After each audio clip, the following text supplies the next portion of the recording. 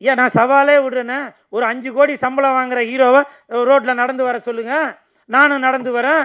யாருக்கு ரசிகர்கள் வந்து ஃபோட்டோ எடுக்கிறாங்க, கை தட்டுறாங்க அப்படின்றத பார்த்துருவான்.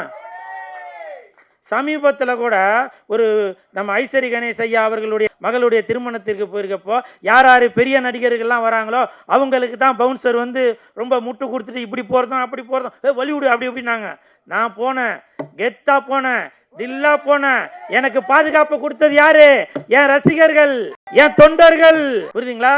ரசிகர்கள், அதாவது அந்த பெரிய நடிகர்கள் என்ன பண்ணுவாங்க, ரசிகர்கள் நம்மளை பாதுகாக்கிறதே அந்த ரசிகர்கள் தான்.